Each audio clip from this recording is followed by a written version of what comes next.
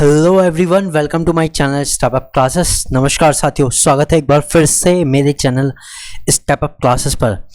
Friends, UPTGT science के practice question की series मैंने स्टार्ट कर रखी है और इसमें पार्ट 5 यानी 90 क्वेश्चन तक मैंने करा दिए। आज हम पार्ट 6 शुरू करने वाले हैं फ्रॉम क्वेश्चन नंबर 91। क्वेश्चंस बहुत ही ज़्यादा इंपॉर्टेंट, बिल्कुल यूपीटीजीटी साइंस के सिलेबस के, साइंस के जो लेवल होता है क्वेश्चंस का उसके अकॉर्डिंग है, बिल्कुल स्पेसिफिक यूपीटीजीटी साइंस के लिए। फ्रेंड्स, इसी तरह के क्वेश्चन आपको एग्ज़ाम में मिलने वाले हैं और उनकी भी प्रैक्टिस आप अच्छे तरीके से कर सकते हैं। उसके लिए मैंने एक टेस्ट सीरीज भी लॉन्च किया है। फ्रेंड्स, टेस्ट सीरीज खुद से बनाई है, एक एक क्वेश्चन को बिल्कुल उठा करके रखा है टेस्ट सीरीज में, ताकि बिल्कुल एग्ज़ाम स्पेसिफिक कंटेंट आपको मिल सके। इस टेस्ट सीरीज में आपको मिलता है full length mock test 5 full length mock test मिलते हैं, जिसमें 125 क्वेश्चन का जो आपका एग्जाम पेपर आता है सेम आपको वही मिलता है।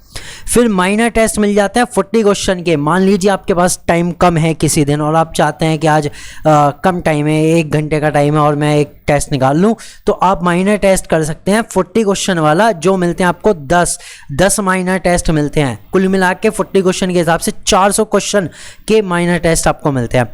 फिर आते हैं मेजर टेस्ट 80 क्वेश्चन वाले, वो होंगे आपके 5, ये भी 400 क्वेश्चन हो गए। तो फ्रेंड, इतना सारा कंटेंट आपको मिलता है।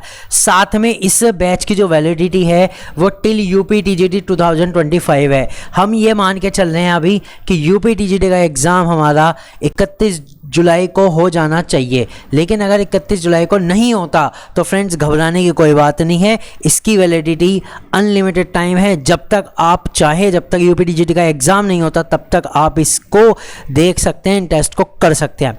एक चीज़। सेकंड थिंग, सभी टेस्ट की मैं आपको पीडीएफ भी दे रहा हूँ। ऐसी कोई ऐप नहीं है जो आपको टेस्ट की पीडीएफ देगी, मैं आपको टेस्ट की पीडीएफ दे रहा हूँ ताकि आप उन्हें अपने पास अपना प्रिंट आउट करके भी अपनी तैयारी एक बार कर सकें, अच्छे तरीके से उनकी एक्सप्लेनेशन बना सकें, उनमें से कंसेप्ट निकाल सके।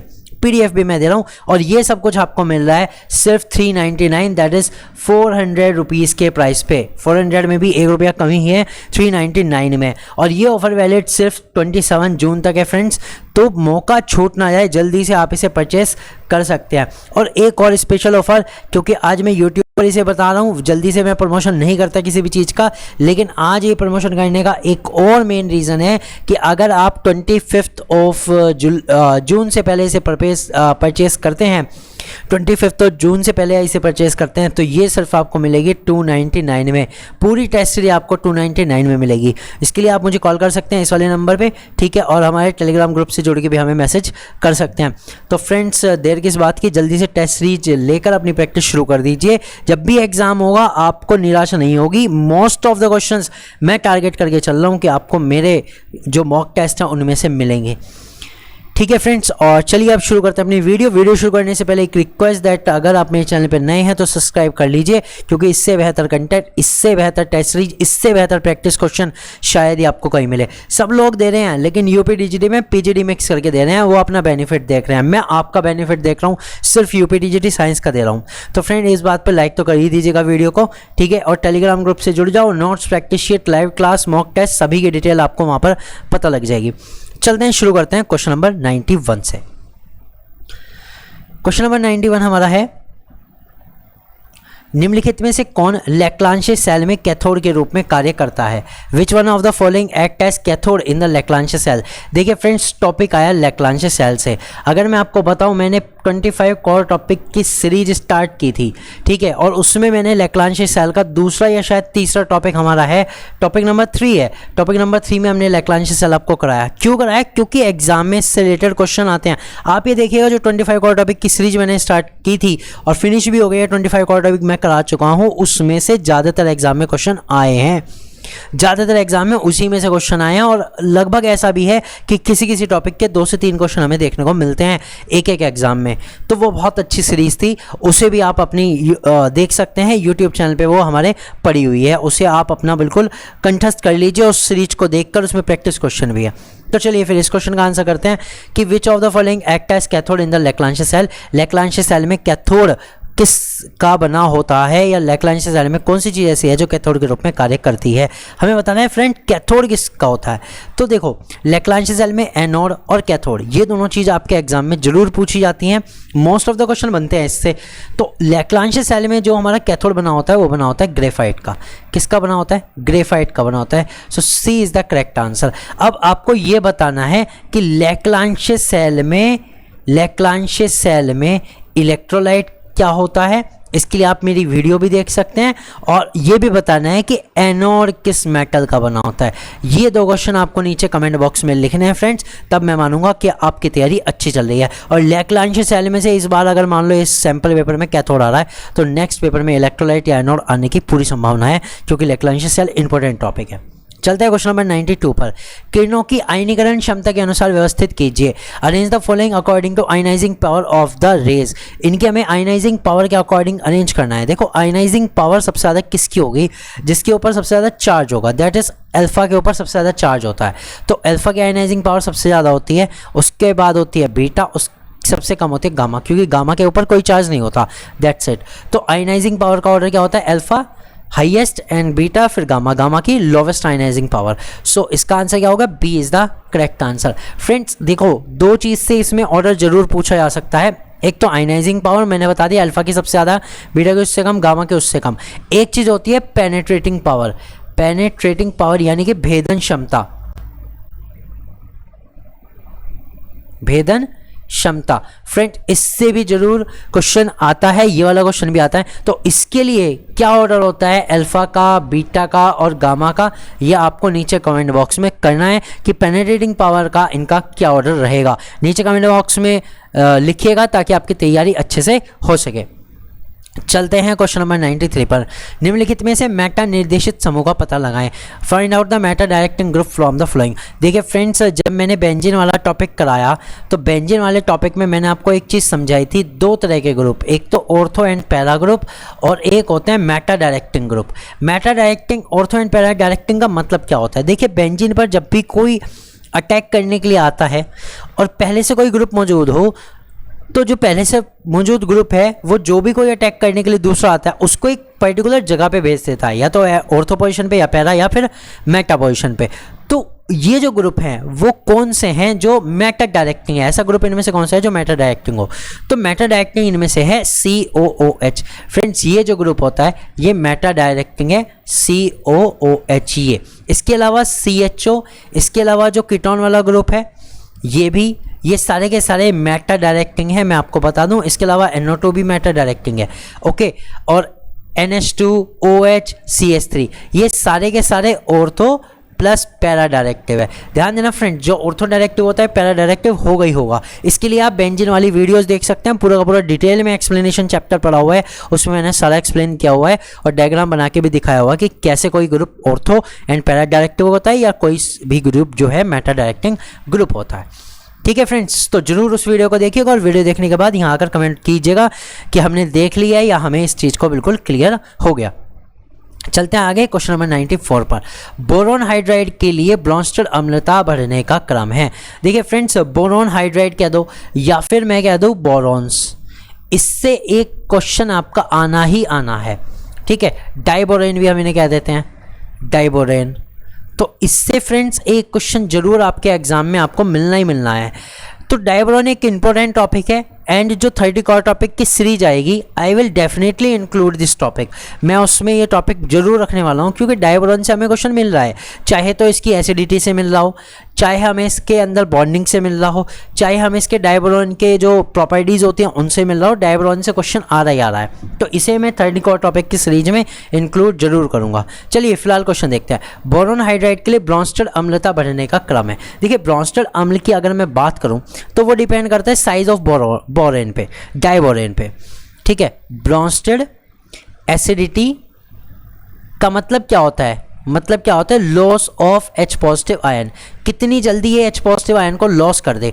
ये डायरेक्टली प्रोपोर्शनल होता है साइज ऑफ डाइबोरेन या साइज ऑफ बोरोन हाइड्राइड पे। किस पे डिपेंड करता है? साइज ऑफ बोरोन हाइड्राइड के डायरेक्टली प्रोपोर्शनल होता है। यानी कि जो बड़ा होगा, समझिए जो बड़ा होगा उसमें क्या होगा, हाइड्रोजन जनरली अच्छे से बॉन्डिंग नहीं हो पाएगा और वो बहुत जल्दी हाइड्रोजन को निकाल देगा।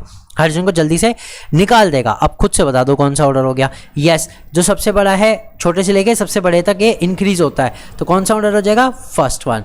कौन सा हो जाएगा? First one. इसमें देखो डायबोरेन का जो साइज है वो इंक्रीज हो रहा है, पहले B2H6 है, फिर B4H10 है, फिर B5H9 है, फिर B10H14 है। तो जितनी ज़्यादा होगी, जितना बड़ा साइज होगा डायबोरेन का, उतनी ज़्यादा उसकी एसिडिटी होगी। दैट मीन्स इतने ज़्यादा चांसेस होंगे लॉस ऑफ H पॉजिटिव को लॉस करने के।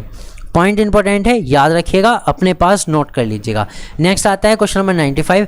ब्रेन ट्यूमर का पता लगाने के लिए प्रयुक्त रेडियोधर्मी समस्थानिक है। The radioactive isotope used to locate the brain tumour. Friend देखो, ट्यूमर की बात अगर हम करें तो ट्यूमर से मतलब क्या होता है? जनरली इसका मतलब आजकल कैंसर से है। मतलब जनरली अगर ट्यूमर हो गया तो वो कैंसर ही क्रिएट हो जाता है, ठीक है। और कैंसर आजकल ऐसा एक मतलब बीमारी है जो बहुत ज़्यादा तेज़ी के साथ फैल रही है। तो टॉपिक ऐसा भी होता है क्योंकि जब हम केमिस्ट्री पढ़ रहे हैं तो हमें पता होना चाहिए कि कैंसर का वैसे तो कोई इलाज नहीं है, लेकिन कौन कौन सी ऐसी थेरेपी है जिसमें कैंसर से रिलेटेड कोई भी केमिकल सब्सटेंस यूज़ होता है। तो इसलिए ये टॉपिक इंपॉर्टेंट है। मैं आपको ये चीज़ नहीं बताता कभी भी कि बस इतना पढ़ लो कि भाई ट्यूमर हुआ इसके कारण हुआ। मैं आपको डीप अंडरस्टैंडिंग ये दे रहा हूँ कि आपको कोई टॉपिक पढ़ना है तो वो क्यों पढ़ना है, हमें उसकी कितनी नॉलेज होनी चाहिए। This is your main practice. Okay, तो हमें ये पता लगा ट्यूमर के कारण कैंसर होता है। अब कैंसर से रिलेटेड जितनी भी रेडियोथेरेपी हैं, जितनी भी हमारी रेडियोथेरेपी हैं या कोई भी कीमोथेरेपी है, उसमें होने वाले सब्सटेंस की लिस्ट बनाओ। आपको पता होना चाहिए, ठीक है। जितनी भी हमारे केमिकल सब्सटेंसेस जो मेडिकल ट्रीटमेंट में यूज़ होते हैं वो आपको पता होने चाहिए, ठीक है फ्रेंड्स। तो चलो इसमें देखते हैं ब्रेन ट्यूमर का पता लगाने में कौन सा होता है। फ्रेंड ये होता है आयोडीन। कौन सा होता है? Iodine, that is 131। आयोडीन 131 का होता है, मतलब यूज़ होता है ब्रेन ट्यूमर का पता लगाने में। सो फ्रेंड्स, इस तरह से अपने नोट्स तैयार करो, इन टॉपिक को खंगालो और नीचे कमेंट बॉक्स में लिख देना। चलिए क्वेश्चन चलते हैं। क्वेश्चन नंबर 96, नस्ट समीकरण का सही रूप कौन सा? Which of the correct form of Nernst equation. इसमें से बताना है नस्ट इक्वेशन करेक्ट फॉर्म में कौन सी है, ठीक है। आज ही मैंने ये टॉपिक बताया है क्लास में, लाइव क्लास ली, उसमें ये टॉपिक बताया। तो इसमें से कौन सा बिल्कुल सही है? तो नस्ट इक्वेशन का फॉर्म होता है that delta G is equal delta G not plus RT ln Q। Friends एक फॉर्म तो ये होती है, यहाँ पे ln जो होता है वो नेचुरल लॉगरिथम होता है, ठीक है। इसको हम log बेस EV कहते हैं और इसका मतलब होता है 2.303 log बेस 10। इसको ऐसे भी लिख सकते हैं। तो मैं ln की जगह ये लिखता हूँ, तो मेरी जो equation delta G is equal delta G not plus 2.303 RT log base 10 Q हो जाती है। अब इसमें से देख लो कौन सी सही है, कौन सी सही है? That is C is the correct answer. बिल्कुल C जो है एग्जैक्ट मैच हो रहा है, C is the correct answer, ठीक है फ्रेंड्स। तो ये वाली भी हमारी नस्ट इक्वेशन होती है, ये वाली भी नस्ट इक्वेशन होती है। और एग्जैक्टली अगर हम इसे किस में लिख दें, अगर हम इसे EMF के फॉर्म में लिख दें तो E इज इक्वल होता है E0 minus 0.059 divide by N log base 10 Q। Friends ये भी हमारी नस्ट इक्वेशन की फॉर्म होती है जब हमें EMF दिया हो सेल का, ठीक है। और इसकी पूरी डिटेल वीडियो आज ही, क्योंकि मैंने क्लास में चैप्टर कराया था, उसकी वीडियो मैं अपलोड कर चुका हूँ। चलिए बात करते हैं क्वेश्चन नंबर 97 की। कौन ऑक्सीकरण का प्रतिनिधित्व नहीं करता? Which does not represent oxidation. देखो बहुत सिंपल सा बेसिक कंसेप्ट है कि इनमें से कौन सा ऐसा है जो ऑक्सीडेशन का मतलब नहीं है, ऑक्सीडेशन को नहीं दिखाता। ऑक्सीजन का योग ऑक्सीडेशन है भाई, कोई चीज़ अगर ऑक्सीजन को गेन करे तो ऑक्सीडेशन कहलाएगा। हाइड्रोजन का सेल लॉस ऑफ हाइड्रोजन, ये भी ऑक्सीडेशन कहलाता है। इलेक्ट्रॉन का योग गेन ऑफ इलेक्ट्रॉन नहीं कहलाता, लॉस ऑफ इलेक्ट्रॉन कहलाता है ऑक्सीडेशन, ठीक है फ्रेंड्स। गेन ऑफ इलेक्ट्रॉन तो रिडक्शन कहलाता है। अभी हो गया था कंफ्यूजन यहाँ पे। अब बात करते हैं क्वेश्चन नंबर 4, ऑप्शन नंबर 4 की डी की। ऑक्सीकरण अवस्था में वृद्धि, इंक्रीज इन ऑक्सीडेशन स्टेट और ऑक्सीडेशन नंबर एक ही बात है। अगर इंक्रीज हो रही है तो वो भी ऑक्सीडेशन है, वो भी क्या है? ऑक्सीडेशन है। सो कौन सा आंसर हो जाएगा? सी, दैट इलेक्ट्रॉन का जो योग होता है वो रिडक्शन होता है, ना कि oxidation. So it does not represent the oxidation. बात करते हैं क्वेश्चन नंबर 98 की। अल्फा कण का विशिष्ट आवेश। फ्रेंड्स देखो विशिष्ट आवेश को अगर मैं कहूँ तो विशिष्ट आवेश पर भी, स्पेसिफिक चार्ज पर भी बहुत सारे क्वेश्चन आते हैं। देखो मैं बताता हूँ अब इसमें ना हमें क्या क्या तैयार करना है। देखो एक तो specific charge of alpha, proton, electron, इन सब का आपको पता होना चाहिए। एक चीज़ एक चीज़ होगी, ठीक है, अल्फा, प्रोटॉन, इलेक्ट्रॉन, इनका पता होना चाहिए। और न्यूट्रॉन में नहीं होता, न्यूट्रॉन में चार्ज ही नहीं होता, तो स्पेसिफिक चार्ज का तो मतलब ही नहीं बैठता, ठीक है। सेकेंड थिंग, आपको क्या पता होना चाहिए, mass ratio, charge to mass ratio, charge to mass ratio किस किस की, प्रोटॉन की, इलेक्ट्रॉन की, इन दोनों की, और हाँ अल्फा की भी, इन दोनों की आपको ये भी पता होनी चाहिए, चार्ज टू मास रेशो जरूर पता होनी चाहिए। एक्चुअली इसे भी स्पेसिफिक कहते हैं, और इनका कंपैरिजन भी पता होना चाहिए, मतलब charge to mass ratio of proton with electron, ठीक है, प्रोटॉन टू इलेक्ट्रॉन का भी चार्ज टू मास रेशो का भी रेशो इनका पता होना चाहिए आपको। ये टॉपिक ऐसे हैं जिन्हें अगर आप तैयार कर लो तो समझ के बैठना कि अगर ऐसा कोई क्वेश्चन आपके एग्जाम में मिलता है तो उसमें मैं सेकंड नहीं लगाने वाला, उसमें मैं 2 मिनट में कर दूंगा, ठीक है। चलिए फिलहाल करते हैं अल्फा कण का विशिष्ट टावेस, specific charge of alpha particle. तो अल्फा पार्टिकल का स्पेसिफिक चार्ज का मतलब क्या होता है, ध्यान दीजिएगा, स्पेसिफिक चार्ज का मतलब होता है charge divided by mass, charge divided by number of mass. तो चार्ज कितना है, अब देखो हमें इसका कंपैरिजन करना है डैश ऑफ प्रोटॉन से, तो मैं प्रोटॉन का ही मान लेता हूँ कि प्रोटॉन का जो चार्ज है वो 1 यूनिट है। कितना है, 1 यूनिट मान लेता हूँ मैं, 1 यूनिट, ओके। और मास मान लेता हूँ कि मास भी 1 यूनिट है, किसका, ये प्रोटॉन का मान लिया, प्रोटॉन का स्पेसिफिक चार्ज। अब मुझे किसका निकालना है, हीलियम, अल्फा पार्टिकल्स का निकालना है। तो अल्फा पार्टिकल्स के अगर मैं आपको बताऊं चार्ज की बात करूं तो चार्ज कितना होता है, चार्ज होता है 2 पॉजिटिव का, दैट इज 2 यूनिट का हो गया, चार्ज कितना हो गया 2 यूनिट का। और अल्फा की अगर मैं मास की बात करूं तो प्रोटॉन में तो 1 यूनिट का मास है, अगर मैं मास की बात करूं तो मुझे पता है अल्फा पार्टिकल में 4 न्यूट्रॉन्स होते हैं, 4 न्यूट्रॉन्स होते हैं, दैट इज 4 यूनिट होगी, कितनी हो गई 4 यूनिट। तो अब मुझे बता दो कि जो अल्फा पार्टिकल है उसका specific charge with respect to proton में क्या लिख सकता हूं, मैं लिख सकता हूं 2/4, that is 1/2 of proton, 1/2 of proton. भाई प्रोटॉन के रिस्पेक्ट में ही तो निकाली मैंने सारी चीज़, भाई प्रोटॉन का चार्ज 1 यूनिट मान लिया, 1.6 × 10⁻⁻19 नहीं रखा मैंने, 1 यूनिट मान लिया उसे, तो इसका 2 यूनिट है, 2 पॉजिटिव का चार्ज है तो इस पर 2 यूनिट है, ठीक है जी। बात करते हैं मास की, प्रोटॉन का मास क्या होता है, सिर्फ एक प्रोटॉन होता है, इसके अंदर 4 न्यूट्रॉन्स हैं, ठीक है, न्यूट्रॉन्स का मतलब प्रोटॉन प्लस न्यूट्रॉन सारी चीज़ है, ठीक है। तो 4 हो गए ना, 4 न्यूट्रॉन्स हो गए, ठीक है। जब 4 न्यूट्रॉन्स हो गए तो मुझे ये बताओ कि प्रोटॉन के रिस्पेक्ट में तो 4 यूनिट मान सकता हूँ, दैट्स इट, 4 यूनिट हो गया। तो कुल मिला के 1/2 ऑफ प्रोटॉन हो गया, that is 0.5 of proton, answer आ जाएगा, A is the correct answer. अब यही चीज़ मैं आपको बता रहा था कि रेशो आपको पता होना चाहिए, ओके। चलते हैं क्वेश्चन नंबर 99 पर, किसमें अधिकतम चक्रण बहुलता है, which has the maximum spin multiplicity. Friends बहुत अच्छा इंपॉर्टेंट टॉपिक है, ये हमें एग्जाम में देखने को भी मिला, ठीक है, एग्जाम में देखने को भी मिला, बहुत छोटा सा टॉपिक है लेकिन आता जरूर है, स्पिन मल्टीप्लिसिटी। देखो फ्रेंड्स, आपको स्पिन क्वांटम नंबर तो आपको पता होगा, स्पिन क्वांटम नंबर ये तो आपने सुना होगा कि किसी भी इलेक्ट्रॉन्स के लिए जो स्पिन क्वांटम नंबर है या तो +½ होता है या फिर -½ होता है, ये हमें पता है, ठीक है ना। लेकिन स्पिन मल्टीप्लिसिटी ये नहीं होती। स्पिन मल्टीप्लिसिटी क्या होता है, स्पिन मल्टीप्लिसिटी का एक फॉर्मूला होता है m = 2 × s + 1, 2 × s + 1। फ्रेंड ये स्पिन मल्टीप्लिसिटी का फॉर्मूला है, इसको नोट कर लीजिएगा। यहाँ जो s है वो ये वाला है, स्पिन क्वांटम नंबर वाला, ठीक है। अब देखते हैं कि कैसे निकाल सकते हैं स्पिन मल्टीप्लिसिटी और किसकी सबसे ज़्यादा है, यानी किसके लिए m की वैल्यू सबसे ज़्यादा है। P2 की बात करते हैं, मान लो कोई इलेक्ट्रॉन P2 में है, P2 का मतलब क्या हुआ कि इसके पास जो 3 ऑर्बिटल है, एक इसमें एक इसमें, वही हमें पता है ना, हुन्स रूल के अकॉर्डिंग कैसे बढ़े जाते हैं, पहले सारे के सारे अनपेयर्ड फिर पेयर्ड। तो अब मुझे बताओ इसका स्पिन क्वांटम नंबर कितना होगा, +½ इस वाले का भी +½ तो क्या मैं कह सकता हूँ टोटल s बराबर कितना हो गया, 1 हो गया।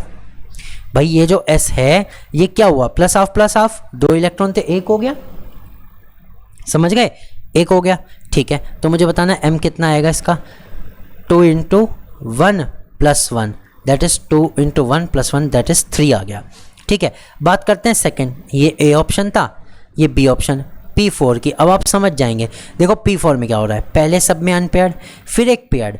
अब इसमें ध्यान दो, इस वाले में क्या हो रहा है, एक जो इलेक्ट्रॉन क्लॉकवाइज है उसका हाफ, जो एंटी क्लॉकवाइज है उसका हाफ, टोटल मिला के कितना हो गया, 0 हो गया। अब बचा इसका प्लस हाफ और सिर्फ इसका प्लस हाफ।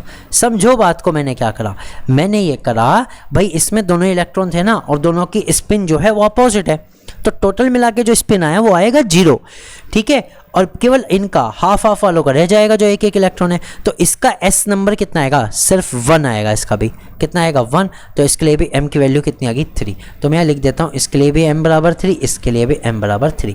बात करते हैं P3 की। P3 का मतलब क्या है, P3 का मतलब क्या है, सब में एक एक, सब में एक एक, दैट इज हाफ इसके पास, हाफ इसके पास, हाफ इसके पास। मुझे बताना कैपिटल एस की वैल्यू कितनी आ गई। क्या मैं कह सकता हूँ 3/2 आ गई भाई, हाफ हाफ हाफ, 1.5 का मतलब क्या होता है 3/2, ये आ गई। तो मुझे बताना m की वैल्यू क्या हो जाएगी, 2 × 3/2 + 1, दैट इज 3 + 1, m बराबर कितना आ गया, 4 आ गया। 2 से 2 कैंसिल, 3 + 1 4 आ गया। तो इसके लिए m की वैल्यू कितनी है, 4। अब देखते हैं P6 के लिए। P6 के लिए देखो, P6 का मतलब क्या है, 2 इलेक्ट्रॉन इसमें, 2 इलेक्ट्रॉन इसमें, 2 इसमें, 0 0 0, s बराबर 0, m बराबर 1, बस m बराबर 1 आएगा, m बराबर 1 आएगा। 2 × 0 0 तो हो गया, लेकिन 1, m बराबर कितना आ रहा है, 1, 0 नहीं आ रहा, m बराबर 1 आ रहा है। तो सबसे ज़्यादा स्पिन मल्टीप्लिसिटी किसकी आई, P3 की। C is the correct answer. तो फ्रेंड सबसे ज़्यादा जो स्पिन मल्टीप्लिसिटी आती है वो आती भी P3 की है, दैट इज 4। कितनी होती है, 4, और सबसे ज़्यादा भी इसी की होती है। अब फ्रेंड ये केस आपका डी ब्लॉक में भी आ सकता है, ये केस आपका और भी तरीके से आ सकता है। तो हमें एक पता लगता है, अगर कोई ऑर्बिटल हाफ फिल्ड है तो वह एक्स्ट्रा स्टेबल तो होता ही है, उसकी स्पिन मल्टीप्लिसिटी भी मैक्सिमम होती है। ओके फ्रेंड्स, चलते हैं क्वेश्चन नंबर 100 पर। 100, the standard electrode potential of the 2 half cell are given below. Standard electrode potential दे रखे हैं फ्रेंड। स्टैंडर्ड इलेक्ट्रोड पोटेंशियल जब भी आपको दी जाते हैं, ये मैं बता चुका हूँ, वो स्टैंडर्ड रिडक्शन पोटेंशियल होता है। ये भी हमें छोटी छोटी चीज़ें पता होनी चाहिए। वैसे तो हम स्टैंडर्ड इलेक्ट्रोड पोटेंशियल से ही कर लेंगे, फिर भी हमें पता होनी चाहिए। अब इन्होंने 2 दे दिए, एक तो दिया निकल का, निकल में इन्होंने दिखा Ni2 पॉजिटिव ने 2 इलेक्ट्रॉन गेन करे, निकल का मेटल बनाया, और जो इलेक्ट्रोड पोटेंशियल है वो है -0.25 वोल्ट। यहाँ से बात करते हैं जिंक की। जिंक 2 पॉजिटिव ने 2 इलेक्ट्रॉन गेन करे हैं, जिंक मेटल बनाया है, और जो इसका इलेक्ट्रोड पोटेंशियल है वो है -0.77 वोल्ट। ओके ठीक है, आगे बात समझ में, ये तो आ गई। अब सबसे पहली बात कि इसमें से एनोड कौन सा और कैथोड कौन सा। फॉर्मूला तो हमें पता है, फॉर्मूला तो बहुत सारे पता है। E0 अगर हमें निकालना है, E0 सेल, तो हम निकाल सकते हैं E0 of cathode minus E0 of anode. जबकि जो E0 है वो क्या है, रिडक्शन पोटेंशियल। क्या है, रिडक्शन पोटेंशियल या इलेक्ट्रोड पोटेंशियल। तो E0 सेल को मैं एक तरीके से और लिख सकता हूँ, minus E0 of anode plus E0 of cathode. मैं ये भी लिख सकता हूँ। चलो जी, फॉर्मूला हमारे पास तैयार है, कोई सा भी यूज़ कर सकते हैं। ठीक है, बैटिंग बिठा ली। अब बात करते हैं कि इनमें से कौन सा ऑक्सीडेशन और कौन सा रिडक्शन। इसके लिए आज ही एक कंसेप्ट बताया था मैंने, आज की ही क्लास में, क्योंकि इलेक्ट्रोकेमिस्ट्री क्लास थी, उसमें बताया था कि अगर हाई नेगेटिव वैल्यू है, क्या है, हाई नेगेटिव वैल्यू, इसको हमेशा आप एनोड पर मानोगे और इसका हमेशा ऑक्सीडेशन होता है। बस जी, इतनी सी कहानी है, इतनी सी कहानी है सारी। ठीक है, तो इनमें से एनोड का किसको लेना है, मैंने एक सिंबल देख के बता दिया, हाई नेगेटिव वैल्यू। नेगेटिव का साइन हो, ज़्यादा वैल्यू हो, नेगेटिव का साइन हो, ज़्यादा वैल्यू हो, किसकी है, जिंक की। तो एनोड पे कौन जाएगा, एनोड पे कौन जाएगा, जिंक। कैथोड पे कौन जाएगा, निकल। अब रख दो value, E0 cell will be equal to minus E0 of anode, that is -0.77 volt. भाई वैल्यू में माइनस से होने दो, हमारे फॉर्मूले में माइनस है वो भी तो रखेंगे, प्लस कैथोड की वैल्यू भी माइनस में है तो -0.25। तो कितना हो जाएगा, 0.77 minus plus 0.77 minus 0.25, that will be equal to 0.52 volt. वो भी किसके आ रहे हैं, पॉजिटिव के आ रहे हैं। ठीक है फ्रेंड्स, ये इसका आंसर है। तो क्या आंसर हो गया, second. B is the correct answer, C is the correct answer. ठीक है, इस तरह से हमने निकाला। तो जितनी भी चीज़ें इसमें मुझे बताने की थी मैंने बता दी। हमेशा अगर आपको ये देखना है एनोड कौन सा होगा या ऑक्सीडेशन किसका होगा, हाई नेगेटिव वैल्यू वाले का एनोड होगा, पॉजिटिव वाले का कैथोड होगा, या कम नेगेटिव वाले का कैथोड होगा। चलते हैं क्वेश्चन नंबर 101 पे। यदि डेल्टा वाई और डेल्टा पी वाई क्रम निर्देशांक और y के घटक में किसी कण के संवेग की अनिश्चितताएं हैं, तो अनिश्चितता के सिद्धांत के अनुसार delta Y and delta P Y क्या होंगे। देखो फ्रेंड्स, अगर हम बात करें अनिश्चितता का सिद्धांत की, तो अनिश्चितता का सिद्धांत कहता है किसी भी कण की स्थिति की अनिश्चितता और उसके संवेग की अनिश्चितता का गुणनफल h अपॉन 4 पाई से ज़्यादा या इसके बराबर होता है h अपॉन 4 पाई के। अब अगर मैं यहाँ देखूँ तो मुझे h अपॉन 4 पाई जैसी कोई चीज़ नहीं दिख रही, कोई चीज़ तो नहीं दिख रही भाई, x की जगह वाई मान लूँगा, delta Y delta P Y, okay. लेकिन मुझे h अपॉन 4 पाई जैसी तो कोई चीज़ नहीं दिख रही। अब इनमें से कौन सा सही है? क्या मैं तुक्का मार दूँ h अपॉन 2 सही है, या मैं तुक्का मार दूँ कि h सही है, 4 पाई को छोड़ो, क्या फ़र्क पड़ रहा? नहीं नहीं नहीं, इसका कंसेप्ट है और आंसर इसी में छुपा है। फ्रेंड ध्यान दो, ये जो इक्वेशन है ये आप पढ़ते आ रहे हो, लेकिन एग्जैक्टली इक्वेशन पता क्या होती है? ये इक्वेशन होती है delta x multiply delta P X is greater than equal than h bar upon 2। ये होती है h bar upon 2। This is the real equation of Heisenberg uncertainty principle. Uncertainty principle की इंपॉर्टेंट इक्वेशन ये है। अब देखो इसमें h बार बाई 2 आया। अब आप कहोगे सर वो तो आंसर रखने के लिए कर दिया होगा। नहीं फ्रेंड्स, आंसर रखने के लिए नहीं करा, इसको एक्सप्लेन करता हूँ। Delta x delta P x greater than lower than h बार की जो वैल्यू होती है, ऐसे हम क्या पढ़ते हैं h बार, मैं पढ़ना बताया तो h बार, ठीक है। कभी आपको सही से मतलब लिसन में हो जाता है ना कभी वही, तो h बार की जो होती है वो होता है h अपॉन 2 पाई। कितनी होती है इसकी? h bar is equal h upon 2 पाई। तो मुझे बताओ, अगर मैं h बार की जगह h अपॉन 2 है और इसकी जगह मैं क्या रखूँगा h अपॉन 2 पाई, तो इंटू 2 भी है तो क्या हो जाएगा h upon 4 pi.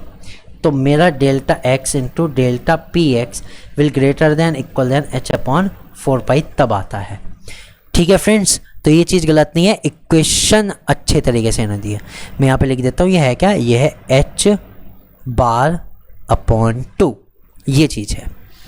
So D is the correct answer. तो अनसर्टेनिटी की प्रिंसिपल की ये इक्वेशन बहुत ही अच्छी है, अपने पास नोट कर लीजिएगा, और कभी ना कभी अपने फ्रेंड सर्कल में जब आप ग्रुप डिस्कशन के लिए बैठे होंगे तब आप इसे उनके सामने क्रैक करना, बहुत ही इंटरेस्टिंग लगेगा। ठीक है फ्रेंड्स, तो ऐसी इंटरेस्टिंग वीडियो मैं आपको देता रहता हूँ, लाइक जरूर कर दीजिएगा। अच्छे अच्छे कंसेप्ट बताता हूँ, एक एक बहुत बढ़िया बढ़िया चीज़ है। चलो चलते हैं आगे। डैनियल सेल है, हमें बताना है कि डैनियल सेल कौन सी है। जिंक आयन, कॉपर आयन, यही है फर्स्ट वन। ठीक है, डैनियल सेल में क्या होता है भाई? डैनियल सेल में ऑक्सीडेशन वाला किसका होता है? ऑक्सीडेशन वाला किसका होता है? जिंक का होता है। जिंक सल्फेट का सॉल्यूशन होता है, ठीक है। और रिडक्शन वाला किसका होता है? रिडक्शन वाला हमारा कॉपर सल्फेट का सॉल्यूशन होता है, कॉपर का इलेक्ट्रोड होता है, ये रिडक्शन होता है। बस दोनों के बीच में सॉल्ट ब्रिज लगा ओपन की। अब ये पीटी क्या लिखा हुआ है, अब इसका वो समझते हैं। देखो कभी कभी क्या होता है, जैसे हमने जिंक मेटल लेना है तो जिंक मेटल प्योर नहीं लेते, जिंक मेटल के साथ ना प्लेटिनम की इलेक्ट्रोड ले लेते हैं, प्लेटिनम की इलेक्ट्रोड। तो यहाँ पे वही चीज़ है, जो चार्ज उसमें मतलब करंट आ रहा है वो प्लेटिनम की इलेक्ट्रोड के थ्रू आ रहा है। ओके फ्रेंड्स, ये चीज़ है इसमें, बस और कोई इसका सिग्निफिकेंस खास नहीं है। A is the correct answer. इसके अलावा एक और बात बता दूँ, इसके अलावा ना है तो ये सेल कोई से, ना ये, इन्हें आप गैल्वेनिक सेल कह सकते हो। क्या कह सकते हो? गैल्वेनिक। बट इनका कोई पर्टिकुलर जैसे डैनियल साइंटिस्ट के नाम पे ऐसा कोई नाम इनका नहीं है। चलते हैं क्वेश्चन नंबर 103 पर। प्रेरणिक प्रभाव में शामिल है inductive effect involves. Important question है। फर्स्ट ऑफ ऑल मैं आपको एक चीज़ बता दूं, इंडक्टिव जो इफेक्ट है वो एक परमानेंट इफेक्ट है। कैसा इफेक्ट है? Permanent effect. ओके, परमानेंट मतलब मॉलिक्यूल में रहता ही रहता है। अब ये है क्या? सिग्मा इलेक्ट्रॉनों का विस्थापन, पाई इलेक्ट्रॉनों का विस्थानीकरण, सिग्मा इलेक्ट्रॉनों का विस्थानीकरण या पाई इलेक्ट्रॉनों का विस्थापन। देखो फ्रेंड्स, जो इंडक्टिव इफेक्ट होता है पूरी वीडियो में दे चुका हूँ, पूरी वीडियो में करा चुका हूँ बहुत अच्छे तरीके से एक्सप्लेनेशन के साथ। ओके, अब सुनो, जो इंडक्टिव इफेक्ट होता है उसमें सिग्मा इलेक्ट्रॉन होते हैं, उनका जस्ट डिस्प्लेसमेंट होता है। क्या होता है? डिस्प्लेसमेंट, मैंने उसमें लिखवाया भी है, इलेक्ट्रॉन डिस्प्लेसमेंट इफेक्ट। तो उसमें क्या हो रहा है, इंडक्टिव इफेक्ट में इलेक्ट्रॉन का डिस्प्लेसमेंट हो रहा है, ठीक है, थोड़े से विस्थापित हो रहे हैं। अब विस्थापित कैसे होते हैं, मान लो एक ऐसे है C और X, मुझे इसके अंदर इंडक्टिव इफेक्ट दिखाना है, तो मैं ये कहूँगा कि भाई ये जो कोवेलेंट बॉन्ड के इलेक्ट्रॉन्स हैं ये थोड़े से सिग्मा X की तरफ चले जाएंगे, because X is more electronegative. बस मैं इस तरह से दिखाऊंगा, ठीक है। इसके केस में X के ऊपर negative charge, partial negative, carbon के ऊपर पार्शियली पॉजिटिव, ठीक है, और X के ऊपर थोड़ी सी इलेक्ट्रॉन डेंसिटी भी ज़्यादा हो जाएगी, यानी इलेक्ट्रॉन क्लाउड उसकी तरफ बड़ा हो जाएगा, इंक्रीज हो जाएगा, increase electron density. Okay friends, तो ये चीज़ इसमें होती है इंडक्टिव इफेक्ट में। अब हमने विस्थापन क्यों कहा, हमने सी वाला ऑप्शन क्यों नहीं चुना, विस्थानीकरण। देखो फ्रेंड, विस्थानीकरण का क्या मतलब होता है, विस्थानीकरण का मतलब है डीलोकेलाइजेशन, अपनी जगह से हटके कहीं और चले जाना। ये यहाँ कहीं नहीं जा रहा, ये जस्ट डिस्प्लेस हो रहा है, थोड़ा सा एक तरफ को जा रहा है, एक्स के पास भी पूरी तरह नहीं जा रहा, बस एक्स की तरफ जा रहा है। Okay, so it just displacement, okay. अब बात करते हैं बाकी का भी मैं एक चीज़ बताता हूँ, खास है, बहुत अच्छा सुन के जाइएगा। देखो भाई, सिग्मा इलेक्ट्रॉन का विस्थापन ये इंडक्टिव इफेक्ट को करता है, सिग्मा इलेक्ट्रॉन का विस्थानीकरण ये हमारे रेजोनेंस को भी दिखाता है, सिग्मा इलेक्ट्रॉन का विस्थानीकरण ये हमारे हाइपर कॉन्जुगेशन को दिखाता है, ठीक है। उसमें क्या होता है, जो सिग्मा इलेक्ट्रॉन होते हैं CH बॉन्ड के वो ट्रांसफर हो जाते हैं, ठीक है, किसमें, हाइपर कॉन्जुगेशन में, ये भी ध्यान रखना। तो ये क्या हो रहा है, हाइपर कॉन्जुगेशन में सिग्मा इलेक्ट्रॉन का विस्थानीकरण। अब बात करते हैं पाई इलेक्ट्रॉन का विस्थापन, डिस्प्लेसमेंट ऑफ पाई इलेक्ट्रॉन। ऐसा कुछ नहीं होता, वैसे आप अगर मान सकते हैं तो इलेक्ट्रोमैग्नेटिक इफेक्ट में मान सकते हैं, लेकिन इलेक्ट्रोमैग्नेटिक इफेक्ट में भी क्या होता है, जनरली पूरा का पूरा डीलोकलाइजेशन होता है। सो एग्जैक्टली हमारे पास क्या आंसर आया इसका, इंडक्टिव इफेक्ट क्या होता है, ए, दैट इज सिग्मा इलेक्ट्रॉन का विस्थापन, विस्थानीकरण नहीं, विस्थापन। चलते हैं क्वेश्चन नंबर 104 पर। किसने बताया कि इलेक्ट्रॉन नाभिक के चारों ओर कुछ असतत कक्षाओं में घूमते हैं। Who tell that electron revolve in the discrete orbits around the nucleus, it was given by the Niels Bohr. ये किसने दी थी, नील बोर ने। B is the correct answer. देखो अब आप कहोगे सर रदरफोर्ड ने भी तो कहा था इलेक्ट्रॉन घूमते हैं, तो रदरफोर्ड ने ये नहीं कहा था कि डिस्क्रीट एनर्जी लेवल में घूमते हैं, डिस्क्रीट एनर्जी ऑर्बिट में घूमते हैं, उन्होंने कहा था बस न्यूक्लियस के चारों ओर घूमते हैं, बट घूम कैसे रहे, एनर्जी कहाँ से आ रही ये नहीं बताया, तो ये बताया था नील बोहर ने। सो इस एग्जैक्टली जो आंसर है वो है बी। अब बाकी इन तीन साइंटिस्ट का क्या योगदान है वो नीचे आप कमेंट बॉक्स में जरूर लिखें, ठीक है। थॉमसन का भी बताना है, रदरफोर्ड का भी और चैडविक का भी, इन तीनों ने क्या क्या योगदान दिया वो आप नीचे कमेंट बॉक्स में जरूर लिखें। चलते हैं क्वेश्चन नंबर 105 पर। बिना द्रव्य में बदले गैस का ठोस में प्रत्यक्ष परिवर्तन क्या कहलाता है। Direct change of gas to solid without changing into liquid is called. ठीक है, देखिए फ्रेंड्स, जो गैस का डायरेक्टली सॉलिड में जो कन्वर्जन है और सॉलिड का गैस में कन्वर्जन है, ये तो कहलाता है सब्लिमेशन। क्या कहलाता है? Solid to gas without changing in liquid is called sublimation. लेकिन जो गैस का सॉलिड में है ना, कई बार बुक में सब्लिमेशन लिखा रहता है, मैं उसको सही कर दूं, वो सब्लिमेशन नहीं होता, वो होता है डिपोजिशन। क्या होता है? Deposition. B is the correct answer, B is the correct answer. ठीक है फ्रेंड्स, डिपोजिशन। अब इसमें क्या इसका एप्लीकेशन होगा थोड़ा सा बता देता हूँ, ध्यान से सुनिएगा। देखो, एक बाउल लेनी है, एक जाली रखनी है इसके ऊपर, मतलब जाली के ऊपर ये बाउल रखनी है, और इसमें हमें लेना है एक मिक्सचर जिसमें हमारे पास दो चीज़ों, एक तो NH4Cl यानी कि ammonium chloride which is a sublime substance, okay, और एक कुछ और ले लो, लाइक CaCO3 ले लिया। इसके ऊपर रखना है एक फ्लास्क इन्वर्टेड यानी कि उल्टा करके। ठीक है फ्रेंड्स, अब क्या होगा, क्योंकि NH4 सब्लाइम है तो इसकी वेपर बनेगी डायरेक्ट। ये सॉलिड स्टेट में है ना, लिक्विड नहीं बनेगी, डायरेक्टली गैस बनेगी, सॉलिड से सीधे गैस। प्रोसेस कौन सा होगा? सब्लिमेशन। अब होगा क्या, ये इस कीप की दीवारों पे जाके चिपक जाएगा, क्योंकि कीप रहती है ऊपर से बंद, चिपक गया। यानी जैसे वो चिपका, गैस किस में कन्वर्ट हो रही है? सॉलिड में। यहाँ जो प्रोसेस है ना वो सब्लिमेशन नहीं। जब गैस बनी, सॉलिड से गैस बनी, वो तो सब्लिमेशन है, ठीक है, सॉलिड से डायरेक्ट गैस बनी। लेकिन जब गैस उसकी दीवारों पे चिपक गई, ठीक है, तो गैस ठंडी हुई और सॉलिड में बदल गई, चिपक गई, तो इसको हम कहते हैं डिपोजिशन। क्या कहते हैं? डिपोजिशन, निक्षेपण, इकट्ठा होना। So B is the correct answer. बात करते हैं क्वेश्चन नंबर 106 की। बेंजीन में कार्बन कार्बन कार्बन अबंध कौन है? कार्बन कार्बन के बीच बॉन्डिंग बतानी है। तो भाई बेंजीन जो है बड़ा मज़ेदार कंपाउंड है, ठीक है, ओके। तो यहाँ डबल बॉन्ड है, यहाँ डबल बॉन्ड है, यहाँ डबल बॉन्ड है। अब इनमें कार्बन कार्बन के बीच बॉन्ड कितना है? 120 डिग्री। भैया सारे के सारे sp2 हाइब्रिड हैं, सारे के सारे sp2, सब sp2, तो 120 डिग्री का एंगल हो गया। D is the correct answer. इसमें भी कोई बड़ी बात थी, ठीक है। तो फ्रेंड्स एक और बात, अगर sp3 होता है तो 109 डिग्री 28 मिनट का एंगल होता है, sp2 होता है तो 120 डिग्री का होता है, और सिर्फ अगर कहीं sp हाइब्रिडाइजेशन है तो 180 डिग्री का एंगल होता है। आप इन चीज़ों को अपने पास नोट कर लीजिएगा, याद रखिएगा। चलते हैं क्वेश्चन नंबर 107 पर। 107, जब एसीटोन को शांत सल्फ्यूरिक अम्ल से उपचारित किया जाता है तो हमें क्या प्राप्त होता है? When acetone is treated with concentrated H2SO4 we get, हमें क्या मिलेगा? हमें मिलेगा a, mesitylene. Oh my god, what is this compound? Friend देखो, जो एसीटोन होता है ना, वो जो H2SO4 के साथ रिएक्शन करता है तो एसीटोन का ना एक ट्राइमर बनता है, ट्राइमर बनता है। क्या बनता है? ट्राइमर, जिसको हम कहते हैं मेसिटिलीन। क्या कहते हैं? मेसिटिलीन। और इसका जो नाम होता है वो होता है 135 trimethyl benzene. 135 trimethyl benzene, this is the name, okay. तो इसे हम क्या कहते हैं? Mesitylene is the correct answer. चलते हैं क्वेश्चन नंबर 108 पर। निम्न में से किस यौगिक द्वारा ज्यामितीय समवायता दिखाई गई है?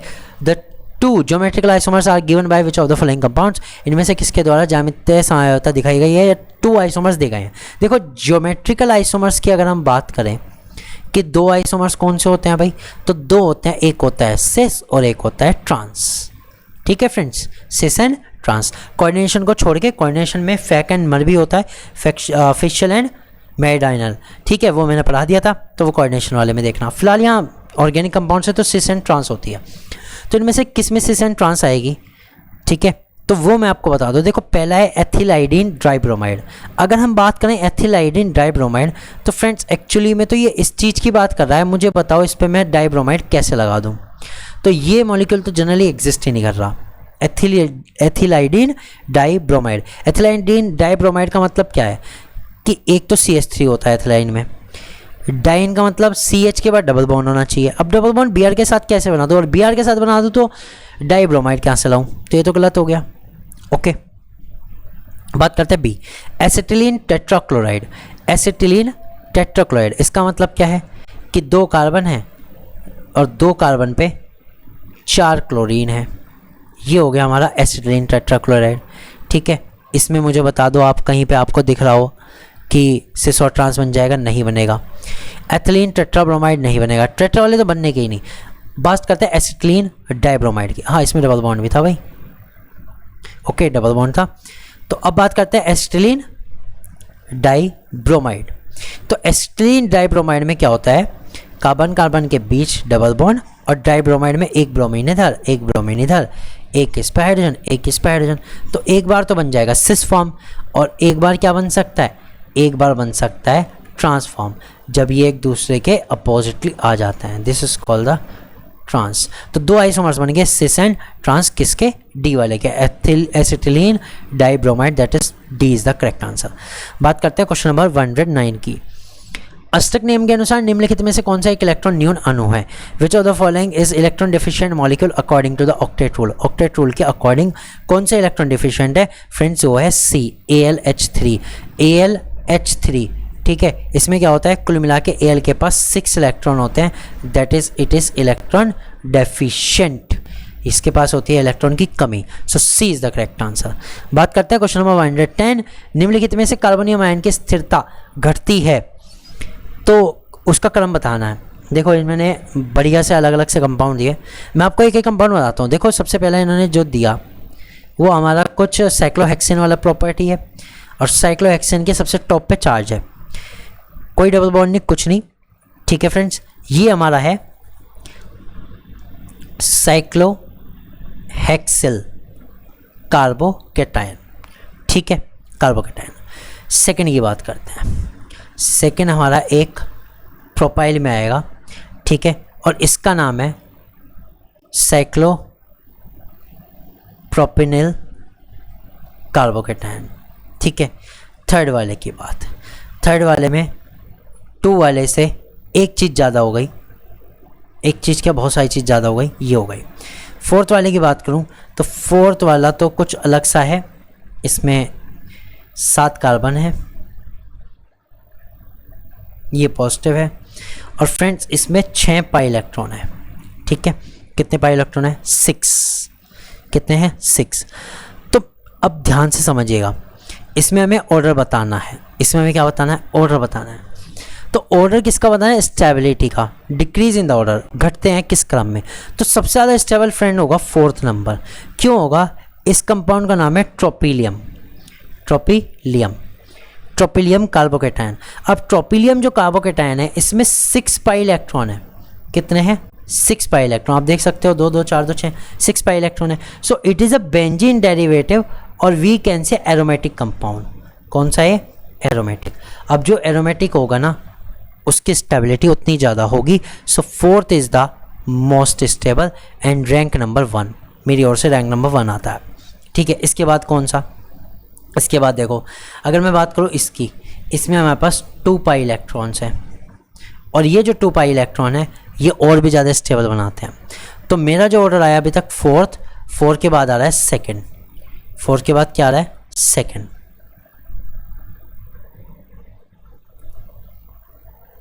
ओके, अब इसके बाद कौन सा है? इसके बाद मेरे पास 2 बचते हैं, 3rd एंड द 1st। अब 3rd की अगर मैं बात करूं, इसमें भी पाई कॉन्जुगेशन सिस्टम है, तो इसके लिए मेरा जो आंसर आएगा अब मेरा जो आंसर आएगा वो आएगा 3rd। कौन सा आएगा? 3rd। और सबसे कम मैं दूंगा 1st को, क्योंकि it just a cyclohexyl, it just a cyclohexyl carbocation. तो मेरा जो आंसर आता है फ्रेंड्स ये आता है D, D is the correct answer. Okay, अब इनको मैंने किस बेस पे किया, एक बार छोटा सा रिवीजन दे देता हूँ। देखो, सबसे पहले मैंने देखा इसमें एरोमेटिसिटी है। एरोमेटिसिटी सबसे बेस्ट है 4th वाले में, उसके बाद है 2nd वाले में। 3rd वाले में क्योंकि देखो 4 इलेक्ट्रॉन है, 4 पाई इलेक्ट्रॉन है और 5 का रिंग है, तो वो थोड़ा सा रिंग स्ट्रेन इसमें फैक्टर होता है। क्या होता है? रिंग स्ट्रेन फैक्टर होता है, इसलिए ये 2nd वाले से थोड़ा कम स्टेबल है। ओके, और सबसे कम स्टेबल कौन सा है? सबसे कम स्टेबल कौन सा है? 1st। बात करते हैं क्वेश्चन नंबर 111। बेंजीन का नाइट्रीकरण है, nitration of benzene is. Friends, nitration of benzene important reaction है और ये होती है हमारी इलेक्ट्रोफिलिक सब्स्टिट्यूशन। इसे इलेक्ट्रोफिलिक एरोमेटिक सब्स्टिट्यूशन भी कहते हैं।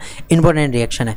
बेंजीन के ऊपर नाइट्रेशन कराने के लिए हम इसकी रिएक्शन कराते हैं HNO3 से कॉन्सनट्रेटेड H2SO4 की प्रेजेंस में। अब यहाँ से जो HNO3 है वो फ्रेंड्स कुछ ऐसा टूटता है, अगर आपने नहीं देखा है तो मैं आपको दिखा दूँ। NO2 पॉजिटिव बनता है और इसी पॉजिटिव के कारण जब ये बेंजीन रिंग पर जाकर जुड़ जाता है, किस पर?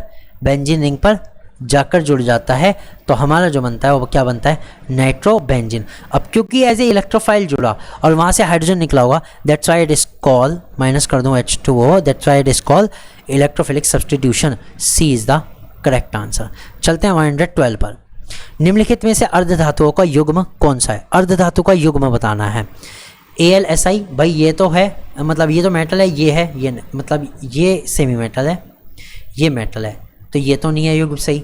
GeAs, Ge that is germanium arsenic, दोनों के दोनों सेमी मेटल है, नॉन मेटलोइड्स हैं। SbO, एंटीमनी O नहीं है, एंटीमनी तो है, ऑक्सीजन नहीं है इसलिए कट गया। कैल्शियम एंड बोरॉन दोनों ही नहीं है, ठीक है। सो आंसर क्या हुआ? बी जो है दोनों के दोनों germanium and arsenic are semi metals.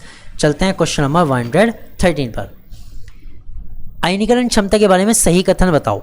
आयनीकरण क्षमता, सबसे पहला स्टेटमेंट है Ip बढ़ने पर किसी तत्व का गुण अधातु गुण घट जाता है। गलत। देखो फ्रेंड्स, Ip की बात करूं, ionisation potential is the potential to remove an electron. ये वो पोटेंशियल है जो एक इलेक्ट्रॉन निकालने के लिए जरूरी होता है। ओके, अब ध्यान दो, अगर किसी की Ip ज़्यादा है, इसका मतलब हमें उसमें एनर्जी ज़्यादा लगानी पड़ रही है इलेक्ट्रॉन को निकालने के लिए। जब एनर्जी ज़्यादा लगानी पड़ रही है तो वो मेटल है या non metal? Obviously non metal होगा, हाँ या ना? तो अगर Ip इंक्रीज हो रहा है तो नॉन मेटलिक जो करेक्टर है वो भी इंक्रीज होता है। ध्यान से सुनो दोबारा से, Ip यानी इलेक्ट्रॉन पोटेंशियल इंक्रीज हो रहा है, इसका मतलब है इलेक्ट्रॉन को निकालने के लिए ज़्यादा एनर्जी लगानी पड़ रही है। अब ज़्यादा एनर्जी लगाने से क्या मतलब है कि नॉन मेटल बढ़ रहा है, नॉन मेटल ही तो लॉस नहीं करना चाहते ना इलेक्ट्रॉन को, नहीं तो ज़्यादा एनर्जी लगानी पड़ती है। ओके, सो अगर Ip बढ़ता है तो नॉन मेटलिक करेक्टर भी बढ़ता है। So this statement is wrong. आवर्त सारणी में समूह में नीचे की ओर Ip घटता है, बिल्कुल सही, इट इज़ करेक्ट स्टेटमेंट, क्योंकि आवर्त सारणी में नीचे जाने पर साइज इंक्रीज होता है, ठीक है, ZEF डिक्रीज होता है, कम होता है, ठीक है, इलेक्ट्रॉन दूर हो जाते हैं, आउटर मोस्ट में आ जाता है ना, तो दूर हो जाता है साइज बड़ा होने के कारण, ठीक है, and can loss easily, so low Ip, इसलिए Ip जो होता है वो कम होता है, ठीक है। तो नीचे जाने पे क्या होगा? डिक्रीज हो जाएगा। This is the correct statement. Correct ही बताना तो बी इज द आंसर। बाकी देखते हैं, और कैल्शियम का दूसरा Ip पोटेशियम के दूसरे Ip से बड़ा है, कैल्शियम का दूसरा Ip पोटेशियम के दूसरा Ip से बड़ा है, गलत। देखो भाई, पोटेशियम की बात करता हूँ, पोटेशियम में क्या होता है? 4s1, ये तो होता है आउटर मोस्ट में 4s1 होता है, 2881, तो 4s1 होता है। अब 4s1 में से एक इलेक्ट्रॉन निकल गया, एक इलेक्ट्रॉन निकलते ही बाकी इलेक्ट्रॉन किस में बचते हैं? बाकी इलेक्ट्रॉन बचते हैं 3p6 में। अगर मैं एक इलेक्ट्रॉन निकाल दूं तो किस में बचेंगे? 3p6 में। तो फर्स्ट इलेक्ट्रॉन में तो इसमें से निकल गया, अगर मुझे सेकंड निकालना है तो मुझे 3p6 में से निकालना पड़ेगा, जो कि स्टेबल है एंड रिक्वायर्ड हाई एनर्जी, जिसके लिए मुझे बहुत ज़्यादा एनर्जी लगानी पड़ेगी। अब Ca2 पॉजिटिव की बात करता हूँ, Ca2 पॉजिटिव में क्या हो रहा है भाई? पहला इलेक्ट्रॉन जो निकला है वो तो निकला है किस में से? 4s2 में से। दूसरा जो निकल रहा है वो 4s1 में से निकल रहा है, तो कमी एनर्जी लगानी पड़ेगी, ठीक है, दैट्स वाई। तो इन्होंने क्या कहा? कैल्शियम का दूसरा Ip पोटेशियम के दूसरे Ip से बड़ा है, गलत। जनरली क्या होता है? पोटेशियम का दूसरा Ip कैल्शियम के दूसरा Ip से बहुत बड़ा होता है। Okay, so it is incorrect हो गया, ये हमने प्रूफ कर दिया। आवर्त सारणी में बाएं से दाएं जाने पर Ip घटती है, आवर्त सारणी में बाएं से दाएं यानी लेफ्ट टू राइट जाने पर Ip इंक्रीज होती है। इंक्रीज क्यों होती है? क्योंकि नॉन मेटल इंक्रीज होता है, लॉस नहीं करना चाहते वो, इसलिए ये भी गलत हो जाता है। So B is the correct statement. चलते हैं क्वेश्चन नंबर 114 पर। निम्नलिखित रेडियोधर्मी प्रक्रिया में अल्फा और बीटा कणों की संख्या है। फ्रेंड्स, अल्फा और बीटा कणों का मैंने एक शॉर्टकट फॉर्मूला बताया आपको हाफ लाइफ वाले में एंड जो बाइंडिंग एनर्जी वाला है उसमें। तो शॉर्टकट फॉर्मूला क्या है? देखो, नंबर ऑफ अल्फा कैसे निकाल सकते हो? नंबर ऑफ अल्फा निकाल सकते हो difference of mass number divide by 4 से, इससे अल्फा निकाल सकते हो। तो मास नंबर का डिफरेंस कितना है? 238 से 234 हुआ है, तो alpha will be 238 and minus 234 divided by 4, that is 4 divided by 4 will be 1 alpha particle. तो अल्फा कितने आ गए? 1 आ गए। ये तो अल्फा के लिए हुआ। अब बात करते हैं नंबर ऑफ बीटा का फॉर्मूला। नंबर ऑफ बीटा का फॉर्मूला होता है 2 अल्फा माइनस एटॉमिक नंबर का डिफरेंस। किसका डिफरेंस? एटॉमिक नंबर का डिफरेंस, ठीक है। तो बीटा की बात करता हूँ, देखो 2 अल्फा दैट इज 2 × 1, अल्फा में मिल गए 1 है, ठीक है। अब बात करता हूँ डिफरेंस की, देखो यहाँ 92 यहाँ 92 दैट इज 0, ये तो डिफरेंस 0 आया, तो बीटा बराबर सिर्फ कितना आ गया? 2। बीटा बराबर सिर्फ कितना आ गया? 2। So A is the correct answer, 1 alpha और 2 beta. Okay, now question number 150। Electrochemical galvanic cell एवं इलेक्ट्रोलाइटिक सेल दोनों के लिए सही कथन कौन सा है? Delta G is equal minus NFE, दोनों सेलों में मुक्त ऊर्जा की कमी, गलत। सेल विभव तापांतर स्वतंत्र है, गलत। सेल पोटेंशियल और टेम्परेचर इंडिपेंडेंट, गलत, बिल्कुल नहीं। सेल विभव तापमान पर डिपेंड करता है। दोनों सेलों में रासायनिक ऊर्जा विद्युत ऊर्जा में परिवर्तित होती है, गलत। एक जो सेल है उसमें रासायनिक ऊर्जा विद्युत ऊर्जा में परिवर्तित होती है और एक में विद्युत ऊर्जा से रासायनिक क्रियाएं होती हैं। ओके, इसके लिए इलेक्ट्रोकेमिस्ट्री की वीडियो देख लेना, उसमें पूरा डिटेल में एक्सप्लेनेशन दी हुई है। सो A is the correct answer, सिर्फ और सिर्फ ए करेक्ट आंसर है, ठीक है friend. Delta G is equal minus NFE0। हाँ, इसी से याद आया, हम यहाँ से ना प्रिडिक्शन भी आता है, क्या आता है? Prediction for redox reaction. तो प्रिडिक्शन फॉर रेडॉक्स रिएक्शन में यह माना जाता है इफ E0 इज पॉजिटिव, ठीक है, तो जो रिएक्शन होगी वो स्पॉन्टेनियस होगी। क्यों होगी समझो, अगर E0 पॉजिटिव है तो जो डेल्टा जी आएगी, गिब्स फ्री एनर्जी आएगी, वो नेगेटिव आएगी, ठीक है, समझ गए। और डेल्टा जी जो होना चाहिए वो हमेशा नेगेटिव ही होना चाहिए, तब जो रिएक्शन होती है वो स्पॉन्टेनियस होती है। सो 115 का ए आंसर, और एक्सप्लेनेशन मैंने बाकी की भी दे दी। बात करते हैं 116 क्वेश्चन पे। 116वां क्वेश्चन है, डाइबोरॉन में मौजूद 3 केंद्र 2 इलेक्ट्रॉन 2c एंड 3 इलेक्ट्रॉन बंद की संख्या कितनी होती है? It is 2। फ्रेंड्स इसके लिए डाइबोरॉन वाला आप वीडियो देखो, उसमें पूरा एक्सप्लेन किया हुआ है कि इसमें ये चीज़ें क्यों होती है। ओके, अब बात करता हूँ क्वेश्चन नंबर 117 की। निम्नलिखित में से कौन सा संक्रमण तत्वों का युग्म है? संक्रमण दैट इज डी ब्लॉक के एलिमेंट बताएं, ट्रांजिशन एलिमेंट बताने हैं। FeSb, Fe तो है, Sb नहीं है। CuMg, Cu तो Mg नहीं है, Mg कौन सा है? ग्रुप 2 का। Sb कौन सा है? ग्रुप 14 का। हाँ, नहीं, ये उसका है, ग्रुप 15 का। जिंक और मरकरी ये दोनों है, ये भी है, ये भी है डी ब्लॉक के। Okay, Ti and Be, Ti तो है, Bi नहीं है। So C is the correct answer. Zinc and mercury are D block element और पेयर ऑफ ट्रांजिशन एलिमेंट्स। बात करते हैं क्वेश्चन नंबर 118 की। निम्नलिखित में से कौन सा यौगिक नहीं है? Which of the following is not a compound? Water है, क्विकलाइम है, सैंड नहीं है, मार्बल है। मार्बल ध्यान देना, कभी आप सोचो कि नहीं है, मार्बल CaCO3 होता है, कैल्शियम कार्बोनेट होता है प्योर फॉर्म में। So C is the correct answer. Marble, संगमरमर, चौक सब यही होता है। मार्बल, संगमरमर, चौक सब यही होता है। So C is the correct answer कि जो सैंड है वो कंपाउंड नहीं है, वो मिक्सचर होता है। बात करते हैं 119 की। किसकी विद्युत संयोजकता +3 है या 3 है? किसकी विद्युत संयोजकता 3 है? देखो, विद्युत संयोजकता 3 की बात करता हूँ। जनरली हमारा जो ग्रुप नंबर 13 है और ग्रुप नंबर 15 है, ठीक है, इन तीनों में +3 आ सकती है, इन तीनों में +3 आ सकती है।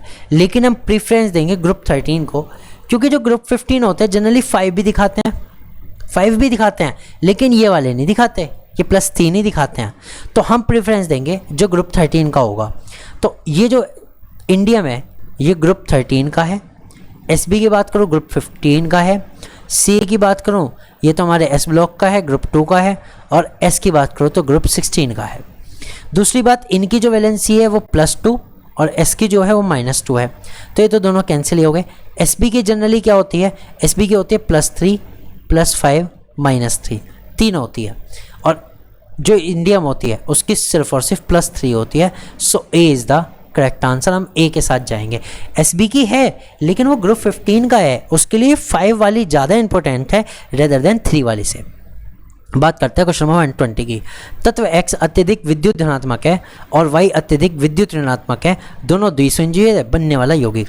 देखो, अत्यधिक विद्युत धनात्मक मतलब ये भाई कार्बोकेटायन है, सॉरी कैटायन है, और जो Y है वो एनायन है। ये तो है, एक्सचेंज कर दो, X के नीचे इसके वाले नंबर ऑफ मॉलिक्यूल, Y के नीचे इसके वाले, तो क्या बन जाएगा? XY, D is the correct answer.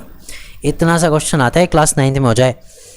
बात करते हैं क्वेश्चन नंबर 121 की। निम्नलिखित में से कौन सा कक्षक संकरण में भाग लेता है?